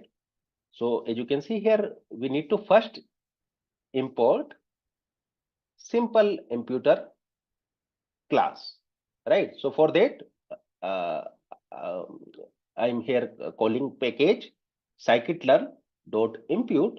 So from scikitlearn.impute, I'm importing simple imputer, right? Now, in the second step, I will create an instance of class type. So here the class type is simple imputer, right? So here imputer is the instance, right? So imputer is an instance of class type simple imputer, right? And here, let's say if I want to use median strategy, I want to fill median value for missing value, I will write here median. Let's say if I want to fill here mean, I will use here mean value, right? Okay. Now in the third step, I will use fit function and then transform function, right? Okay. So as I discussed, mean, median, we can only compute for the numerical data, right? So therefore, we need to drop Ocean proximity column, Ocean proximity attribute, because this attribute is a categorical type, right? So this attribute is not a numerical type, right? So therefore, we are dropping this attribute because mean, median, we can only compute for numerical attributes, and this is not the numerical attribute, right? So this is why we are first dropping Ocean proximity attribute, right? Because this housing variable contains the complete table. So now in that complete table, we are dropping Ocean proximity column, right?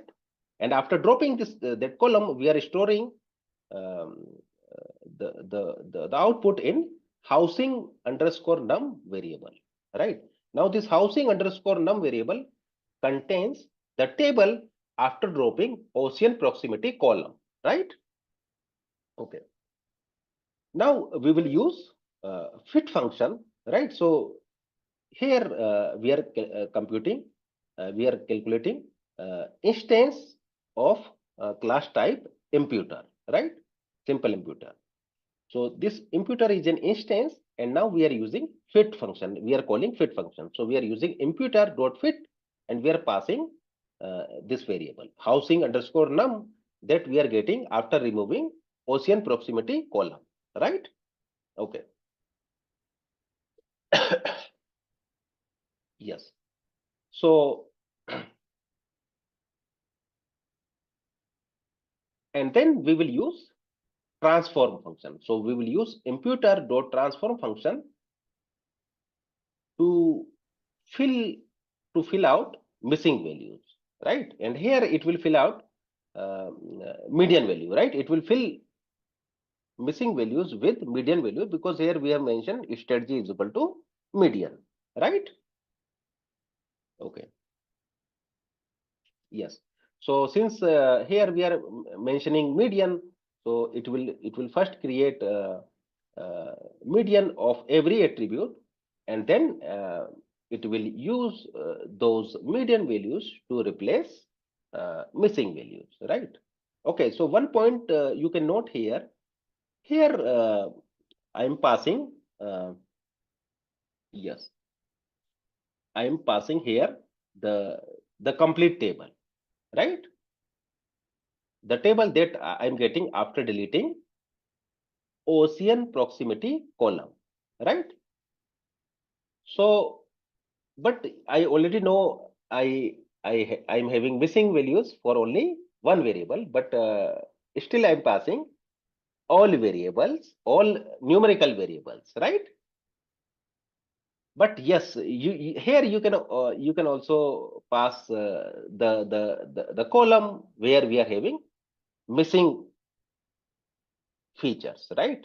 But even if you pass the complete table, the table where we are having numerical attributes, it will work, right? Because what it will do, it will calculate median of first column, median of second column, median of third column, and so on. Now, if it will search for any missing value, so for example, in column one, if it will find any missing value, it will use median of column one to replace that null value, right? Similarly, let's say in column 3, it will first calculate median of column 3, and let's say if there is there any let's say if this method find any null value in column 3, it will fill out that null value with median of column 3, right? Okay. So after using this transformation function, you will get uh, this type of data, right? So where we have filled null values with median values, right? Okay.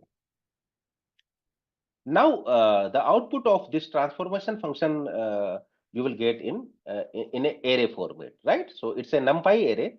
So this transform function will return output in array. And let's say if you want to convert this NumPy array to Pandas data frame, then again you have to call this package, right? So here you can use pd.dataframe method. So pd.dataframe, and here you will write capital X, because capital X is the array that you will get after using transform function. But here the problem is this X we are getting in array format, NumPy array format, and we want to convert this NumPy array format to some tabular form, right? So for that we are using Pandas data frame, right? So here we will write capital X, and then we will mention the columns, right? So since we want to keep the same column, so that's why here I am writing housing underscore num dot columns, right? And it will convert the data into this tabular form, right?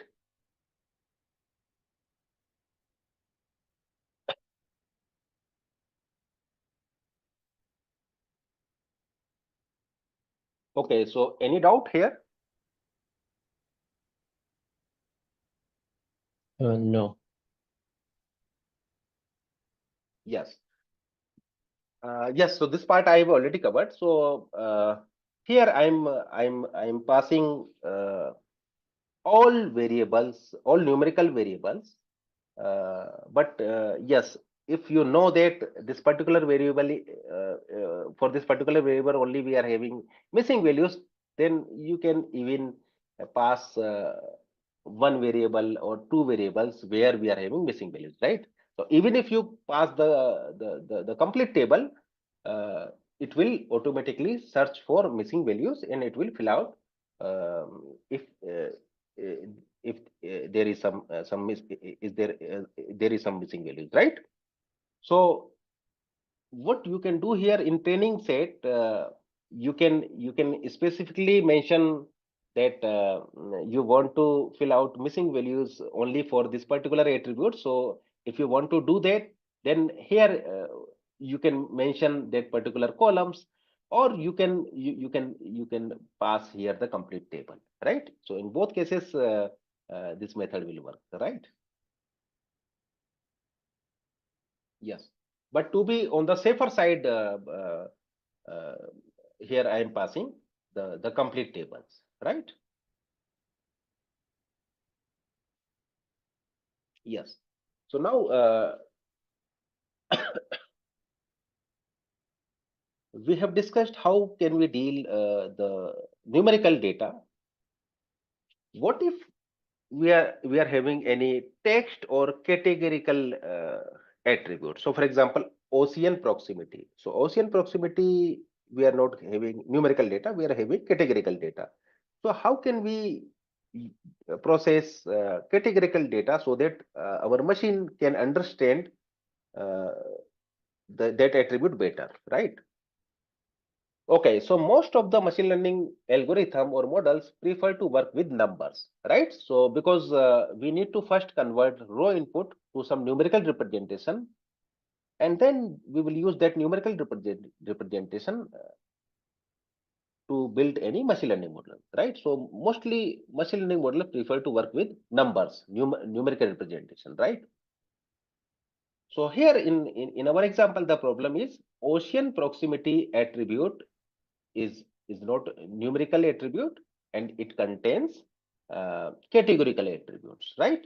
So therefore we need to pre-process this attribute so that either we can convert this attribute to some numerical representation so that machine can now understand this particular attribute better, right? Okay. So if you plot this attribute ocean proximity, so here as you can see we are having categorical features. So near ocean, inland, right? Less than 1 hour ocean. So these are the values of this ocean proximity feature, right? Okay. So what we can do here, we can use pandas factorize method to convert this categorical values to some numerical representation, right?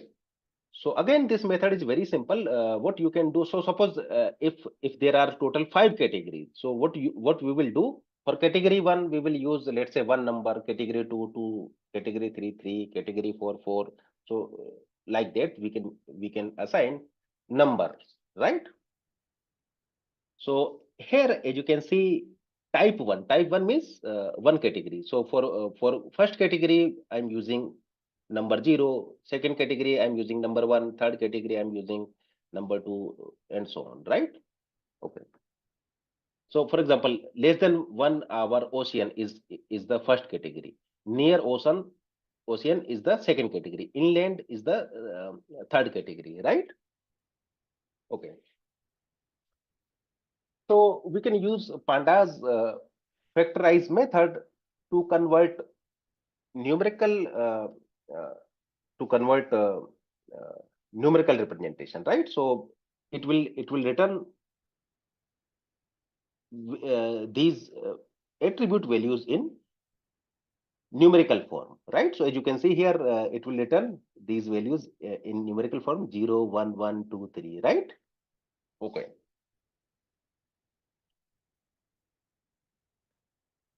Yes. So here in data frame method, we are using attribute A. So attribute A, so type 1, type 3, type 3, type 2, type 0, right? So it will use 0, 1, 1, 2, 3 to convert these categorical features into numerical features, right? So once it defined this mapping, now this mapping is fixed. Whenever uh, we are having type 1 categorical feature, it will assign numerical value 0. Whenever we are getting type 3 category, it will assign value 1, right? So for example, let's say less than 1 hour ocean. If this mapping is, let's assume less than 1 hour ocean is 0. So whenever we are getting less than 1 hour ocean, it will write numerical value 0, right? Whenever we are getting near ocean categorical value, it will assign numerical value 1. Whenever we are getting inland categorical value, it will assign numerical value uh, 2. So like that, this method will assign numerical values, right? Okay. So if you use pandas factorize method, uh, it will assign numerical values, right? Now this method factorize will return two values, right? House underscore cat encoded. So first value it will return the encoded value. Encoded value is nothing but the numerical values. The second, it will return the total number of categories, right? So if you plot, sorry, if you print this first variable, so it will print the encoded values, right? 0 0 1 2 0 2 0, which is nothing but the numerical values, right? If you print the second variable, house underscore categories, it will print the total categories. So for example, in our data set, there are total, I think 1 2 3 4 5, total 5 categories. So that's why we are having numbers 0 to 4, right? 0 1 2 3 and 4. So as you can see here, we are getting numbers from 0 to 4, in the range of 0 to 4, right? Yes. Yes. So, but here the problem in this method is whenever we are using numerical representation, we always assume that if two values are close, which means they have some sort of similarity if they belongs to the same attribute. So, for example, person height. So, if person height is five, um, let's say 5 foot, and another person has it 5 feet 1 inch, right? So now you can say that both persons have similar heights, right? So we can have that type of, or let's say person weight. Let's say if two person weights are, let's say 51 kilogram and 51 point, let's say 0.1 gram, right?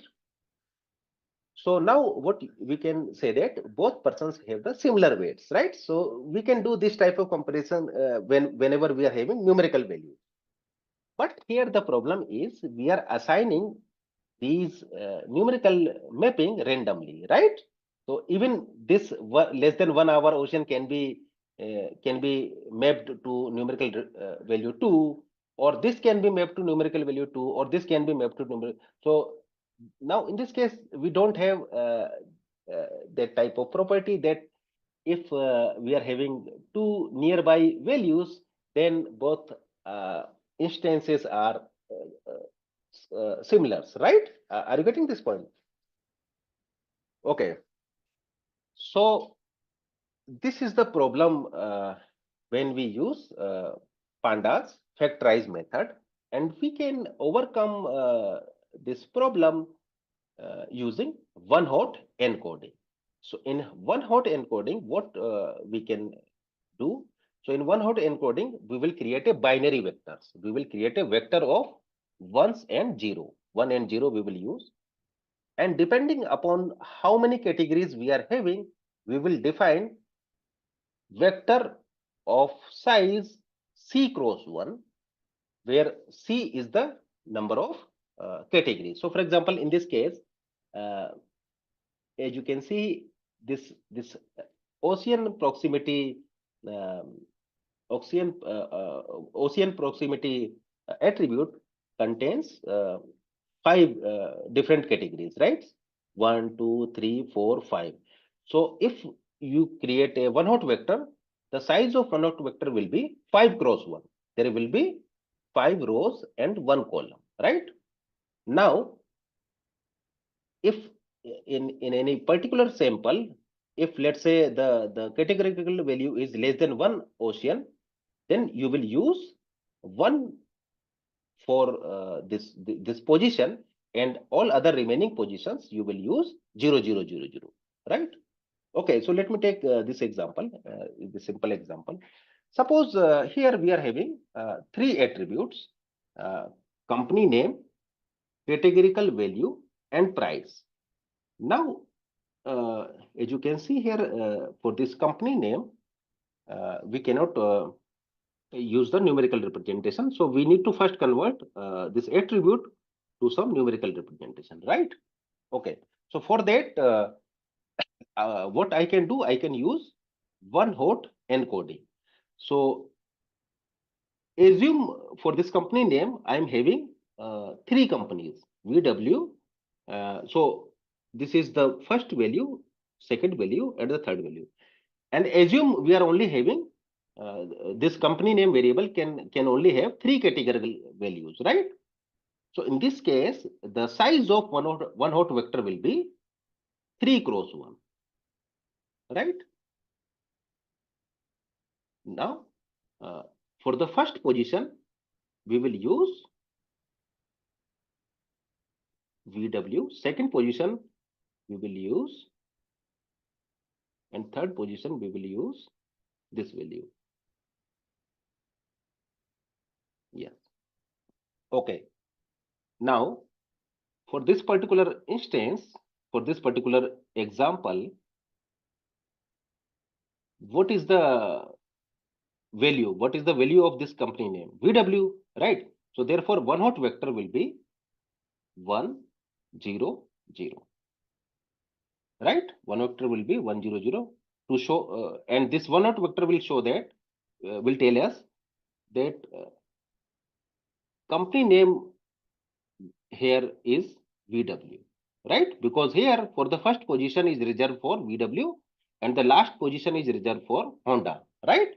So in one hot encoding, we will use these positions to get a binary vectors, 1 0 vectors, right?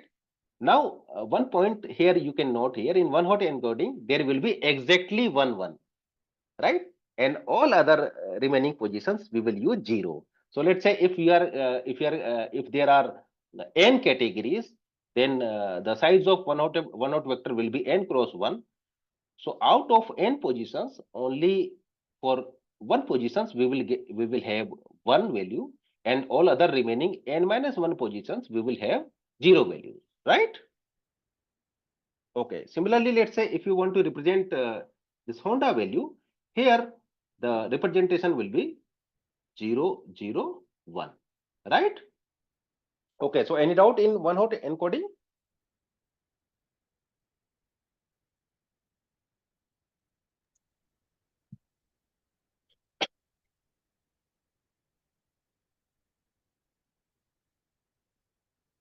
Yes.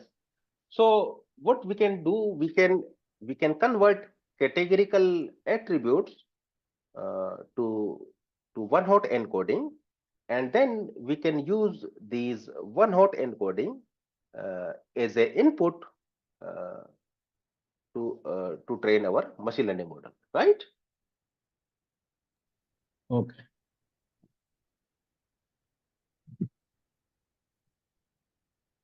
Can we, Dr. Praveen, can we continue this? I don't know, but next week means. Okay, okay. So I will continue.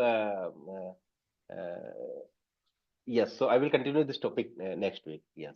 Because I think, thanks. Yes, yes.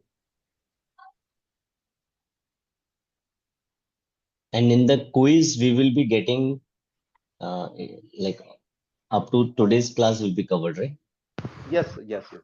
So, yes, I will also inform Gajendra that I have covered up to data processing part, right? Okay.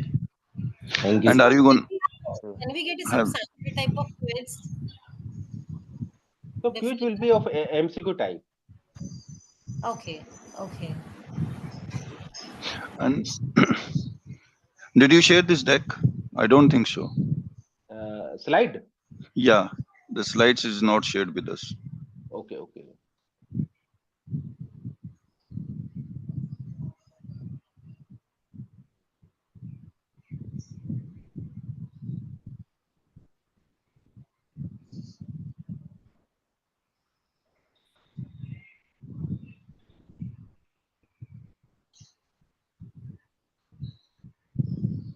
Yes, so please download slides from chat section.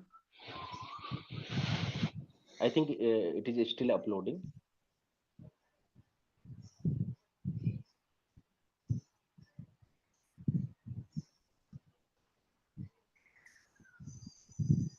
What will be the duration of the quiz?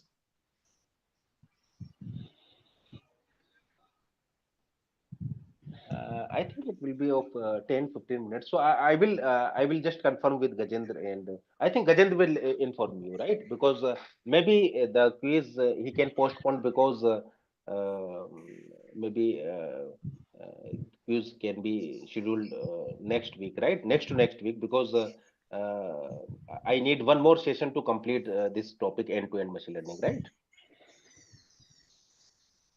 That's fair, Okay. sir, because then we'll cover everything. No? That's Yes, fair. yes, yes, yes, yes.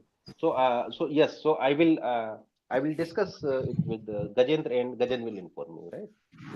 Okay. Thank you, Dr. Pravendra. Thank you, sir.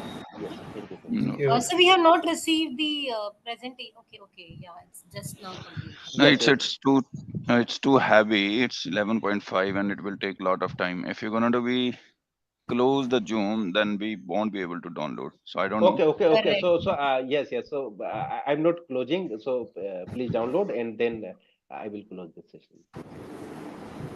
I mean, yeah, I have downloaded it. Thanks.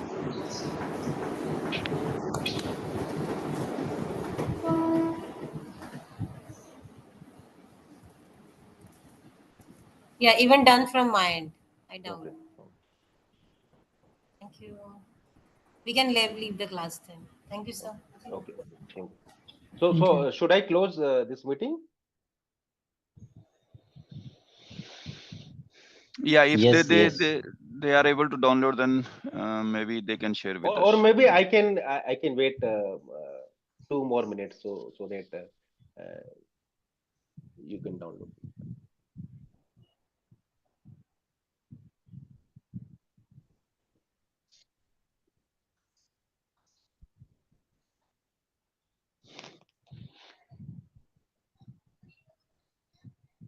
I have also uploaded this on a WhatsApp group. Okay, okay. So I think Yeah. then I can close this session, right? Okay, Yeah. sure. Okay. No worries. Thank Thanks. you, thank you for that.